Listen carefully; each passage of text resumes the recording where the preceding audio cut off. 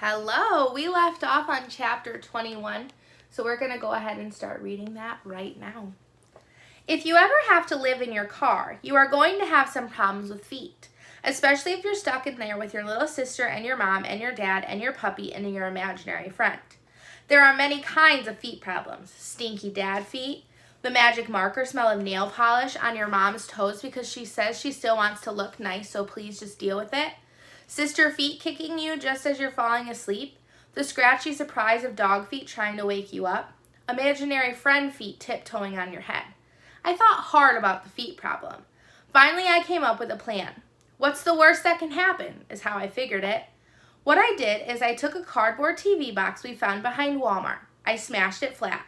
I drew on the outside of the box and the inside too. I only had 3 markers and one dried out when the cat fell under the back seat. So it was mostly just red dogs with blue eyes and blue cats with red eyes. I put stars on the inside. They seemed like a good thing to think about before you went to sleep. I wrote, "Keep out Jackson's room" on the top. Mom said too bad we had to leave our dictionary behind.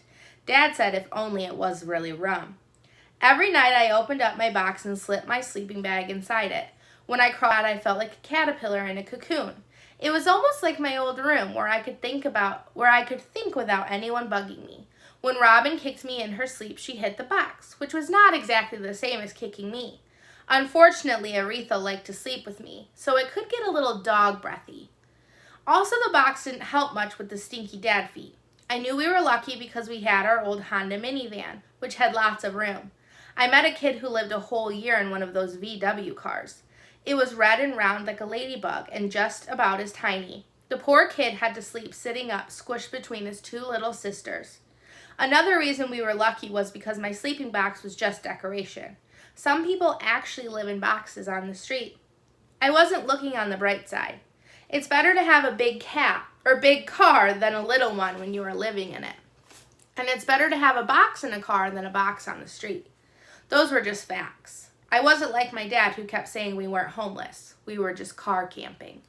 Chapter 22. I didn't think much about the cattail windshield wiper for a while. Things were so weird I guess I didn't want to add any extra weirdness. Our first night in the minivan was kind of fun. We drove to a park near the Golden Gate Bridge. A man had a telescope to look at the sky and he showed us the Big Dipper and Orion. Across the water, the lights of San Francisco covered the ground like lazy stars. We were going to just sleep in the parking lot, but a security guy knocked on the window. He told us we had to get moving, and then he waved his flashlight around like a Star Wars lightsaber.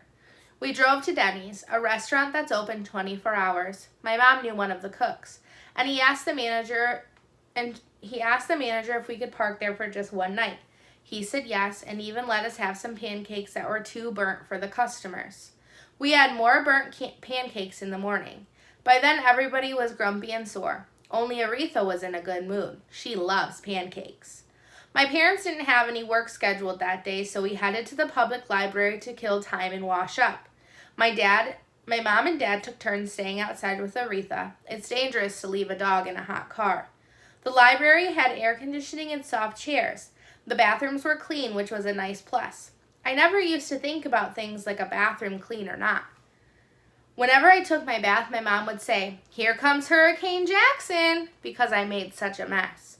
One of my favorite bath experiments is about something scientists call buoyancy. Will it float? Is what I call it.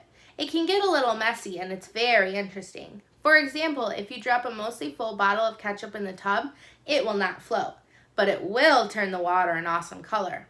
It will also annoy your mom. We stayed at the library most of the day. The librarian in the children's department even shared her sandwich with Robin and me. She had Ritz crackers too, and she gave all of those to Robin. After that, Robin decided she was going to be a librarian when she grew up. If the animal scientist thing doesn't work out, I might become a librarian too. Chapter 23.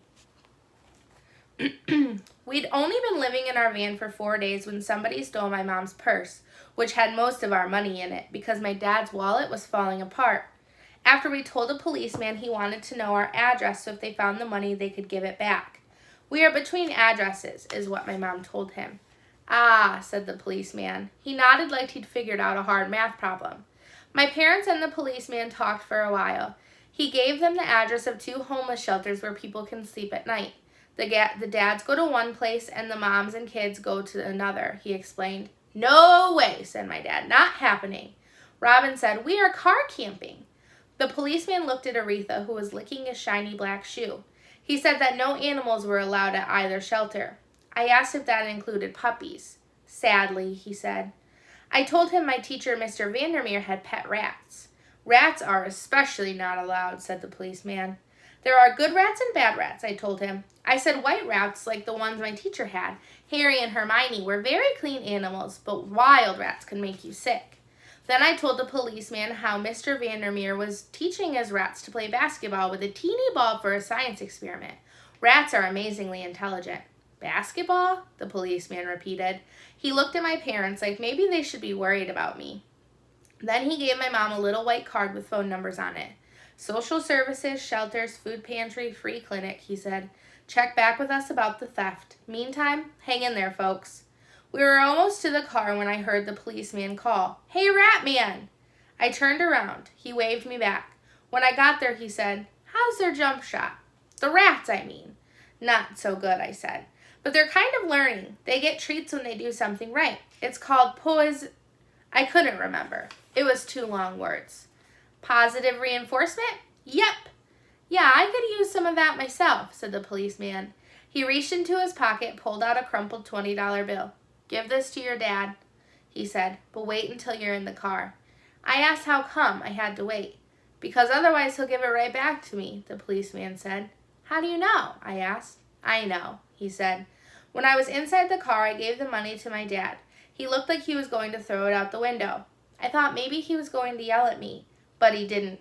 He just tapped his fingers on the steering wheel. Tap, tap, tap. Finally, he shoved the bill in his jeans pocket. Looks like dinner's on me, he said softly. Chapter 24. The next day, we dropped my mom at her part-time waitress job. Before she got out of the car, she looked at my dad and said, We have to apply for assistance, Tom. We'll be back on our feet before they deal with all the paperwork, he said. Still. Plus, we probably make too much money to qualify for help. Still. They looked at each other for a few long seconds. Finally, my dad nodded. We went to an office called Social Services to find out about help. My dad filled out lots of forms while Robin and I sat on hard orange chairs. Then we went to 3 hardware stores where my dad put in applications for work. My dad grumbled about all the gas we used up. To cheer him up, I said maybe we could feed the car water instead. He laughed a little then. Not having enough work is tough work, my dad told my mom when she joined us in the car after her shift. He took a deep breath and blew it out hard, like he was facing a birthday cake with too many candles. Dad, I said, I'm kind of hungry. Me too, buddy, he said. Me too. Almost forgot, my mom said, reaching into her tote bag. I grabbed some of the bagels that the chef was about to throw out. She pulled out a white paper sack. They're pretty stale, though, and they're pumpernickel. Well, that's a start, said my dad. He stared out the window after a moment, and he clapped his hands. Okay, let's get this show on the road. Guess I can't stall any longer. My mom touched his shoulder. Are you sure about this, Tom? She asked. I get my paycheck tomorrow. We could go to the food pantry or the shelter. Nope, I got this. He smiled, but didn't look like a real smile to me. I'd rather do a little performing than stand in another endless line at some office waiting for a handout. We drove to the back of the restaurant. My dad found a nice clean box in the dumpster. Are you making the begging sign? I asked him. He'd been talking about it off and on with my mom since our money was stolen. Given that, I'll be singing for supper, he said, as he tore the boxes to pieces. I prefer to call it request for gratuities. What's a gratuity? I asked. A tip. Money you give someone like a waiter, my mom said. When we were young, your dad and I used to be street performers before we had regular gigs. Lots of musicians do it. I've got this down to a science, said my dad. First off, you need a cardboard sign. Then you need a busy intersection. The best corners have long stoplights. It might not hurt to take Aretha, my mom said. People love dogs. I told my dad, I bet you'll make a lot more money with a dog. Can I borrow a marker, Jackson? My dad asked. I handed him my blue marker. That guy on the corner by Target, he has a puppy. My dad studied a cardboard rectangle. No prop puppies. Write God bless at least, said my mom. Everybody writes God blessed. Nope, As it happens, I have no idea what God is up to. My mom sighed. My dad scribbled something on the cardboard, like he was in a hurry to be somewhere else. He held up the sign and asked what we thought. I didn't answer right away. In second grade, my dad got a D in penmanship, which is how you make your letters. He did not improve with H. What's it say? I asked. Thank you. Looks a lot like thank you, he shrugged. Even better. Chapter 20. Actually, we're going to stop there. Oh, I can't stop.